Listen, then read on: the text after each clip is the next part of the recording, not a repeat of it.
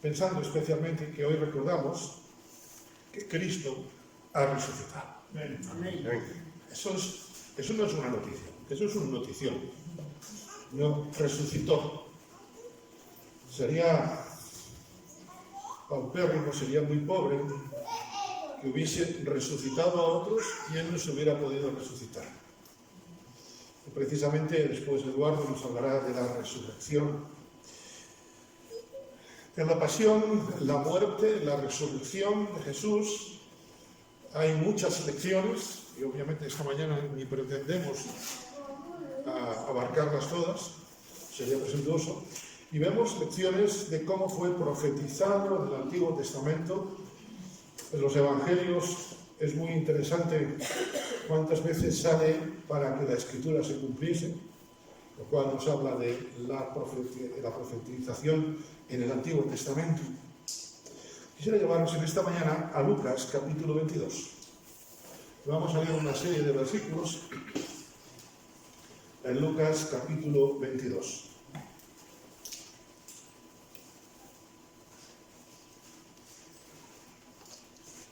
Leo Lucas 22, 7 y 8, después más versículos, ya veremos. Leo Lucas 22, 7. Llegó el día de los panes sin levadura, en el cual era necesario sacrificar el cordero de la Pascua. Y Jesús envió a Pedro y a Juan diciendo: id, preparádnos la Pascua para que la comamos. Saltamos al versículo 14. Cuando era la hora, se sentó Jesús a la mesa y con él los apóstoles. Y les dijo: cuánto he deseado comer con vosotros esta Pascua antes que padezca, porque os digo que no la comeré más hasta que se cumpla en el reino de Dios. Y habiendo tomado la copa, dio gracias y dijo: tomad y repartidlo entre vosotros, porque os digo que no beberé más del fruto de la vid hasta que el reino de Dios venga. Y tomó el pan y dio gracias, lo partió y les dio diciendo: esto es mi cuerpo que por vosotros es dado, haced esto en memoria de mí. De igual forma, después que hubo cenado, tomó la copa diciendo: esta copa es el nuevo pacto en mi sangre que por vosotros se derrama. Como hemos leído en los dos primeros versículos, la última cena se lleva a cabo durante la Pascua judía, un tiempo especial, un tiempo imprescindible dentro de la cultura y de la religión judía. En la Pascua se recordaba que el cordero fue sacrificado en lugar del primogénito la noche antes de ser liberado, de salir pitando, valga la expresión, de ser libre el pueblo de Dios, el pueblo de Israel en Egipto. Como bien sabemos, en toda casa judía tenía que ser sacrificado un cordero y derramar su sangre para que el primogénito de la casa no muriese. El cordero moría en lugar del primogénito. Y hay un paralelismo enorme. Esa noche de sacrificio del cordero, los israelitas salieron de Egipto, los israelitas fueron libres. Y hay un paralelismo con nosotros. El día que fue crucificado el cordero por excelencia, nosotros somos libres en Cristo. Y eso es un motivo, yo no voy a decir de gratitud, sino de total gratitud, de mucha gratitud a Dios. Me gustaría pensar en 4 cosas en estos minutos, precisamente a este respecto. Jesús dice, en los versículos 14, 15, dice el autor: cuando era la hora, se sentó Jesús a la mesa y con él los apóstoles y les dijo: cuánto he deseado comer con vosotros esta Pascua antes que padezca. Cuánto he deseado comer con vosotros. No solamente comer, sino con vosotros. Esto creo que nos llama a la primera lección. Es un llamado a participar de la mesa del Señor, es un llamado a la comunión, a la unidad del pueblo de Dios. El amor de Jesús a sus discípulos era grande, y el amor de los discípulos hacia Jesús también. Había una gran diferencia. Jesús sabía lo que vendrían, pero los discípulos no entendían todo lo que vendría. De hecho, no entendían muchas cosas, como bien sabéis. «¿Cuánto he deseado estar con vosotros?», decía Jesús. Eso simboliza la comunión que ha de haber entre los creyentes, entre los que creemos en Cristo, a pesar de que podamos tener diferencias. Los apóstoles que estaban allí, cada uno era diferente. Cada uno era, vamos a decirlo con cariño, singular, como somos cada uno de nosotros. Y a pesar de todas esas diferencias, lo que hay es comunión. Estos símbolos del pan y del vino nos recuerdan que la comunión, que ha de haber comunión de todos los redimidos con nuestro Redentor. A pesar de nuestros pecados, a pesar de todo lo que somos. Esta última cena es un recordatorio de la importancia de la unidad del pueblo de Dios. Esta última cena que hoy estamos recordando es un desafío hacia todos nosotros a buscar la unidad y la paz del pueblo de Dios. Siglos antes, el salmista, ya en el Salmo 34, dice: busca la paz y síguela. Es decir, no solamente buscarla, sino seguirla, es someternos a la paz de Dios. Estos símbolos son un recordatorio de la necesidad imprescindible de compartir la mesa del Señor en unidad, en amor fraternal, en honestidad unos con otros. Me encanta este tiempo que tenemos antes de la reunión, que estamos charlando. Esto nos habla de comunión, nos habla de unidad. Recordamos las palabras de Jesús en el Sermón del Monte.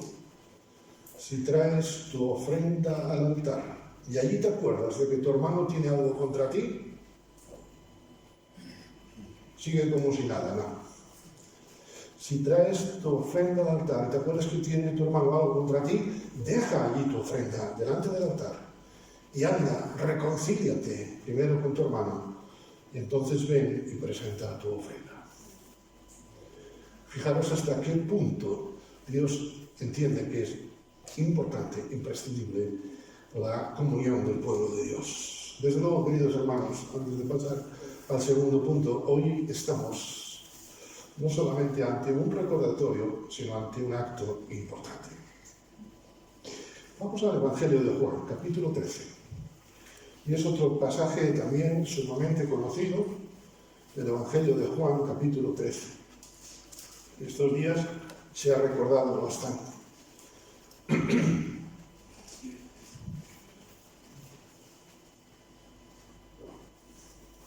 Dice la Escritura, leo Juan 13:2. Cuando cenaban, como el diablo ya había puesto en el corazón de Judas Iscariote, hijo de Simón, que le entregase, sabiendo Jesús que el Padre le había dado todas las cosas en las manos y que había salido de Dios y a Dios iba, se levantó de la cena y se quitó su manto y tomando una toalla se la ciñó. Fijaros el versículo 5. Luego puso agua en un lebrillo y comenzó a lavar los pies de los discípulos y a enjugarlos con la toalla con que estaba ceñido. En medio de la cena, Jesús lava los pies de los discípulos. Muchas veces valoramos tanto la actuación de Satanás, ya sabiendo que el diablo había puesto en el corazón de Judas el entregarle. A veces nos fijamos tanto en el poder de Satanás que tiene, que nos olvidamos que Dios tiene todas las cosas en sus manos. Muchas veces nos percatamos o hacemos casi más hincapié en el poder que tiene Satanás, que tiene mucho. Pero Dios no tiene mucho poder, Dios es todopoderoso. Satanás no tiene ni por asomo el poder que tiene Dios. Jesús tenía el control de toda la situación. Permitidme la expresión, Satanás quería aguar la fiesta, pero Jesús tenía el poder en sus manos. Y en Cristo, como dice el autor, somos más que vencedores. En Cristo somos más que victoriosos, a pesar de los ataques de Satanás. Y en ese momento en que Jesús sabe que Satanás está metido en el corazón de Judas, permitidme, podía haber cambiado de planes. Sin embargo, Jesús, como tiene el control de todo, nos dejó ejemplo de que lo que importa es el servicio. La forma de demostrar la fidelidad de Dios, la forma de demostrar el poder de Dios, Jesús lo hace siendo siervo hasta el final, siendo humilde. Jesús tenía poder para sacar demonios, podía haber largado de allí, podía haber echado de allí a Judas, pero no lo hizo, porque Jesús vino a salvar lo que se había perdido. Y vino a salvarlo, vino a ser siervo hasta la muerte y muerte de cruz.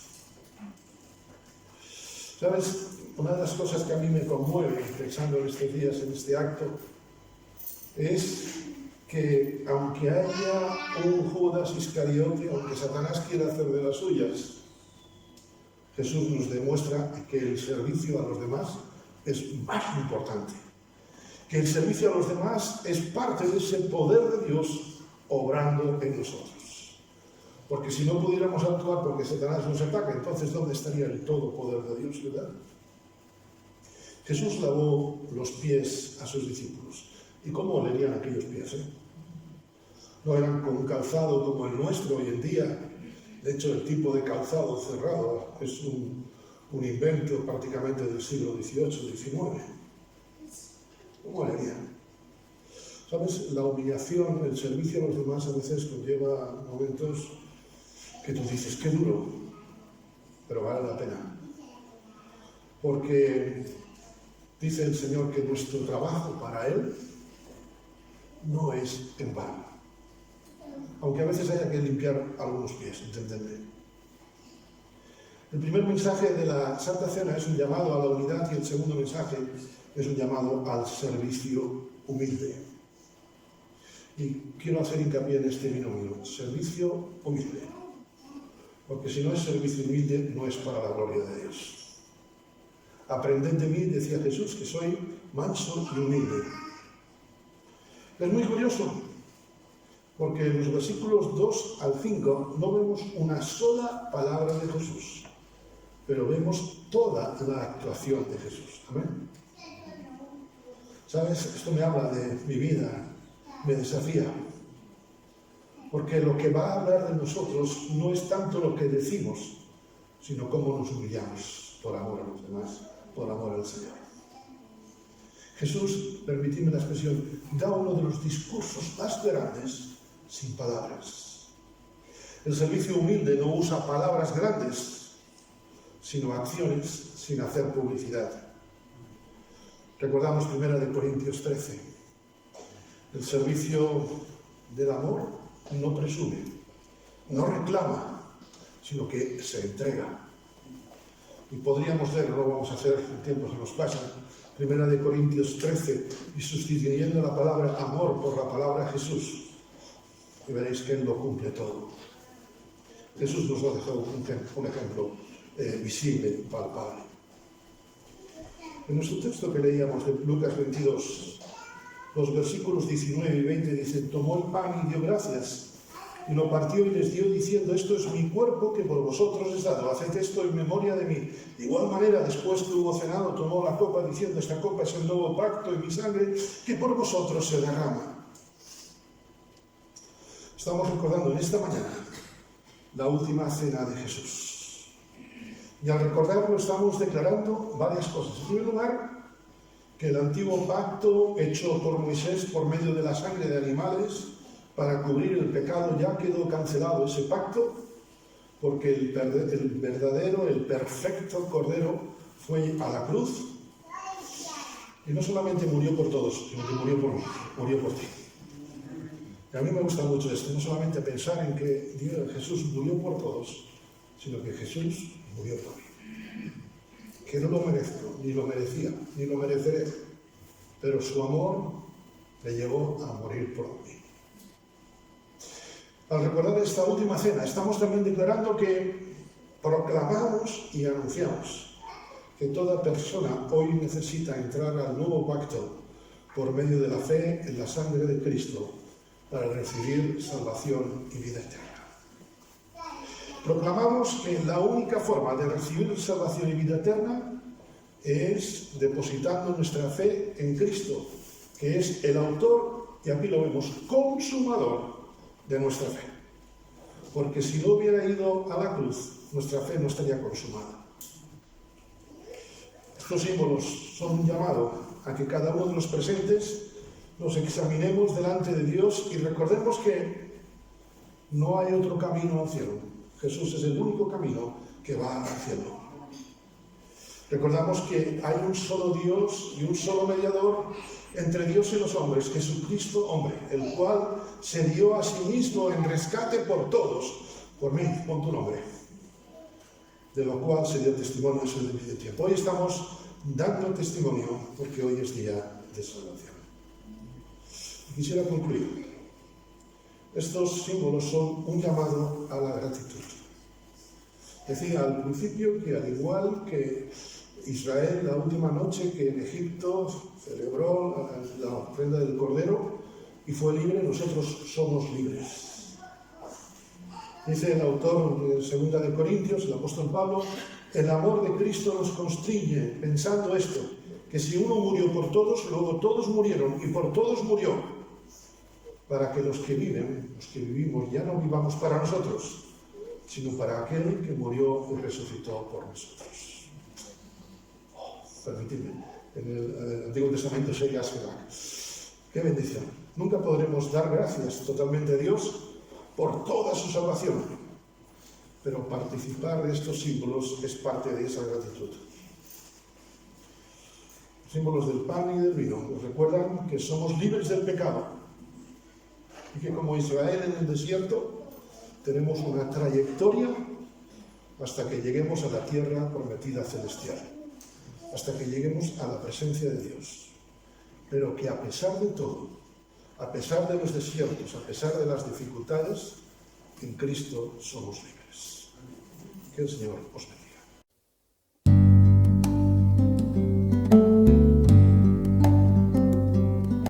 Vamos a compartir en Juan 20. Es un pasaje que a mí me fascina, el pasaje que os voy a compartir ahora, o que vamos a compartir. Y dice así, no sé si lo tenéis, Juan 20, vamos a leer hasta el versículo 16. Vale. Dice así, el primer día de la semana, María Magdalena fue de mañana, siendo aún oscuro, al sepulcro y vio quitada la piedra del sepulcro. Después vienen unos versículos que nos hablan pues, de que ella fue a hablar con Pedro, Juan, a comunicarle lo que había visto y ellos lo recibieron con gozo, no le creyeron al principio. Porque después se habla de Tomás, ¿no? De Tomás el incrédulo, pero la condición humana creo que es siempre de incredulidad. Necesitamos ver, necesitamos tocar. Por eso Cristo resucitó, para que le veamos en nuestro espíritu y podamos obedecerle. Y bueno, los discípulos vuelven otra vez después de ver el sepulcro y Y bueno, ahora la cámara, parece una cámara de cine, esto que vamos a leer a continuación. Se enfoca en María Magdalena y dice, el primer día de la semana, bueno, eso ya lo leímos, en el versículo 11 dice, pero María estaba fuera llorando junto al sepulcro.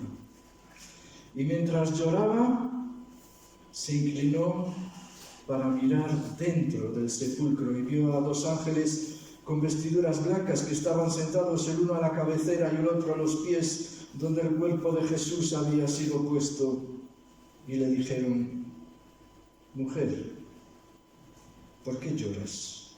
Les dijo, porque se han llevado a mi Señor y no sé dónde le han puesto. Cuando había dicho esto, se volvió y vio a Jesús que estaba allí, mas no sabía que era Jesús. Jesús le dijo, mujer, ¿por qué lloras? ¿A quién buscas? Ella, pensando que era el hortelano, es decir, el sepulturero, le dijo, Señor, si tú lo has llevado, dime dónde lo has puesto y yo lo llevaré. Jesús le dijo, María. Volviéndose ella le respondió, Raboní, que quiere decir maestro. Bueno, curioso el pasaje este porque en otros evangelios nos dice que no solamente era María Magdalena la que fue a ver el sepulcro, sino más mujeres, ¿no? Es curioso, es como si el autor, Juan, quisiera enfocarse más bien en ella, no sé por qué. Quizá por que le conmovió la actitud que tuvo María ante el hecho de la resurrección, ¿no? No sabemos por qué, pero ahí está, enfocando con una cámara cinematográfica, enfoca una escena, ¿eh? Y nos habla de esa escena. Vamos a centrarnos en esta escena que a mí la verdad me encantó, siempre me gusta. Dice que fue de mañana, siendo aún oscuro, al sepulcro y vio quitada la piedra del sepulcro. Caramba para aquellas mujeres, caramba para María Magdalena. Siendo aún oscuro, ¿cómo te atreves a ir a un cementerio? Yo no iría, ¿no? Pero fíjate el ansia que tenían por ocuparse de Dios, de ocuparse de Jesús, aquel valiente maestro que les había enseñado muchas cosas, que de repente, pues, siendo aún oscuro, creo que no fue ella sola, sino las otras también, pero valientes, nos da una lección de valentía. En muchas historias de miedo se desarrollan en cementerios, por lo tanto no es un sitio precisamente agradable para ir.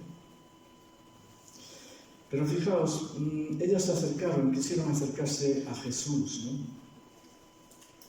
Y para acercarse a Jesús yo creo que hay que ser osado, hay que ser valiente.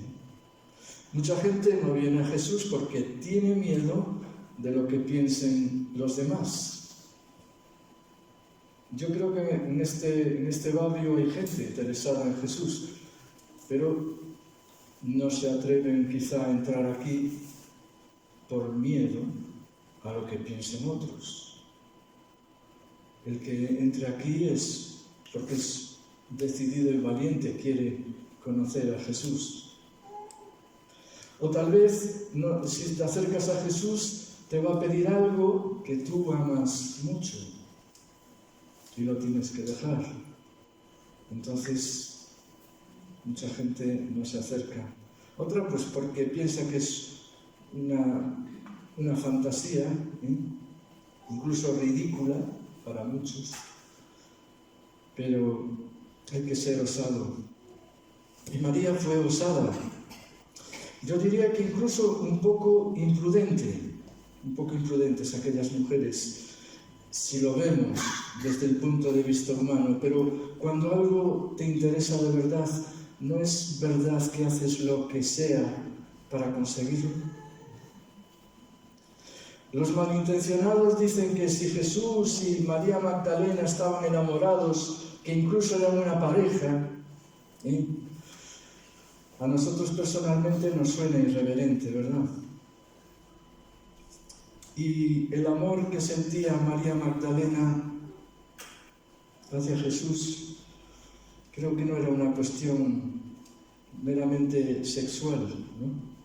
Era una cuestión de devoción al descubrir lo que había enseñado y los milagros que había visto de aquel hombre, entre comillas lo de hombre. Quisiera titular hoy lo que hemos visto, o lo que vemos hoy, la resurrección. ¿Es una historia de amor o no? Entre Jesús y cada uno de nosotros.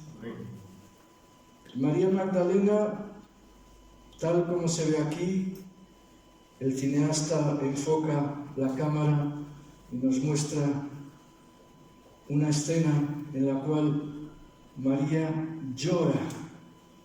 Cuando tú lloras por alguien, no lloras porque sí, sino porque te conmueve profundamente su muerte. Amén. Muchos hemos experimentado mal trago, ¿verdad?, de la muerte. Pero pensamos y decimos que María Magdalena y el resto de las mujeres incluso fueron un poco imprudentes, porque se supone que los soldados romanos estaban custodiando el cuerpo de Jesús. Y un soldado romano, amigo, no era alguien que te recibía así, hombre, ¿qué tal estás?, ¿no? Era alguien aguerrido, alguien fuerte, alguien frío, alguien que si te daba una bofetada se quedaba tan tranquilo, un puñetazo, tal vez, ¿tú qué haces aquí? ¿A qué vienes? No se andaban con historias, ¿verdad? Y sin embargo huyeron cuando vieron la aparición de aquellos ángeles. Los soldados de Jesús, los soldados romanos, estaban custodiando el cuerpo de Jesús. Puede que las hubieran maltratado, sin embargo, ellas no les importó, fueron valientes, porque tenían un profundo deseo de ver cómo estaba su maestro. Los soldados romanos eran despiadados, pero María Magdalena, como decíamos, tenía unos sentimientos desoladores. Fijaos que mientras lloraba se inclinó para mirar dentro del sepulcro. A pesar de sus sentimientos desoladores, seguramente ella estaba en shock. Y cuando estás así te encuentras como perdido. ¿No experimentasteis en unos momentos de auténtica zozobra que parece que pierdes incluso la noción del tiempo, que tu mente está, que no te centras? Momentos en que lloramos. Amén. Nuestras tribulaciones a veces parecen ser mayores que otra cosa, ¿o no? Incluso parece a veces que Jesús se ha ido, pero como María Magdalena nos inclinamos para buscar a Jesús. Amén. Y muchas veces, digo muchas veces, porque esas son las veces que deberíamos buscar a Jesús. Muchas veces. ¿Por qué? Porque necesitamos, hermano y hermana, cambiar muchas cosas, pero muchas. La muerte y resurrección de Jesús solo cobran sentido cuando creemos que Él vino a morir por nosotros para salvarnos. ¿Pero de qué? Entre otras cosas, de nuestras maldades. Amén. Nuestras maldades que se presentan muchas veces en nuestro carácter. No es verdad que a veces tenemos mala intención. Sí, somos cristianos, pero a veces tenemos mala intención. Nuestras maldades las vino a cambiar Jesús. Jesús quiere cambiar nuestra maldad. Buscamos a Dios porque tenemos que pedirle que nos cambie. Amén. Yo creo que el deseo está candente en todo verdadero cristiano. Buscamos a Dios porque necesitamos de Él, porque vemos nuestra necesidad de cambio. Y le dijeron los ángeles: mujer, ¿por qué lloras? Y ella, en su sinceridad, dijo: porque ya requiere valor. A mí me dice un ángel: ¿por qué lloras? Y no me salen las palabras. Y ella, en su valentía, en su sinceridad, dice: porque se ha llevado a mi Señor y no sé dónde lo han puesto. ¿Cuántas veces en nuestra vida Jesús te ha sido y no sé dónde estás? Ella lo estaba diciendo a muchos de nosotros, a veces también decimos lo mismo. ¿Dónde estás, Jesús, en esta circunstancia que estoy viviendo ahora? Y cuando había dicho esto, se volvió y vio a Jesús que estaba allí. Mas no sabía que era Jesús, porque se creía que era el hortelano. El hortelano era el sepulturero.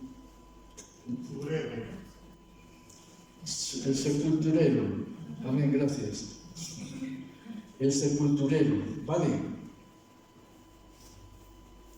Y a veces vemos a Jesús, pero de una forma muy velada. A lo mejor nos está diciendo, más bien, yo tengo temor de decir que Dios me dijo algo. Prefiero decir: Dios me hace entender, pero lo pongo entre paréntesis, no vaya a ser que esté metiendo la pata. Entonces, prefiero decir: Jesús me está haciendo entender. Bueno, pues Jesús a veces nos hace entender cosas, pero no las pillamos. Como María Magdalena, que vio a Jesús, pero le pareció que era el hortelano. Dice la Escritura que ahora vemos oscuramente, como un espejo, ¿no? En aquellos días el espejo era algo como si nos miramos aquí en esta bandeja, lo vemos distorsionado, la imagen. Dice: pero entonces, cuando estemos en el cielo, veremos cara a cara. Ahora vemos oscuramente y por espejo, ¿no? Pero eso nos priva o nos quita de que busquemos a Dios, busquemos su discernimiento, busquemos a ver qué sabiduría nos tiene para nosotros. Y hay algunas directrices de la sabiduría que viene de lo alto. Dice que en Santiago 3:17, que es primeramente pura, pacífica. A veces nos dicen cosas de Dios y dan ganas de meterse debajo de la mesa.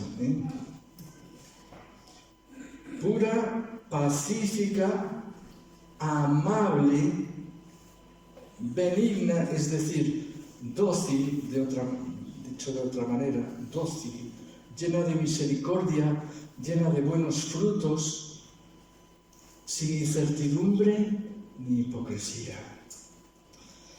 Jesús le dijo: mujer, ¿por qué lloras? ¿A quién buscas? Ella, pensando que era el sepulturero, le dijo: Señor, si tú lo has llevado, dime dónde lo has puesto y yo lo llevaré. María buscando a Jesús, pero no lo podía ver porque tenía el entendimiento entenebrecido en aquel momento. Y Jesús le dijo: María. Entonces ella, volviéndose, le dijo: Raboní, que quiere decir maestro. Y Jesús, como a María, se nos presenta muchas veces gracias a que Él resucitó. Dice: no os dejaré solos, os mandaré al Espíritu Santo para que esté con vosotros para siempre. Y creemos que el Espíritu Santo está con nosotros y por eso buscamos a Dios.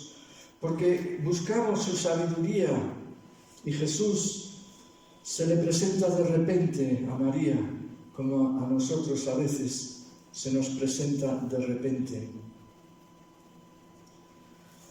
Deseamos que Jesús se nos presente muchas veces, pero a veces parece que incluso se fuera, como si quisiera que fuéramos detrás de Él, buscando aquello.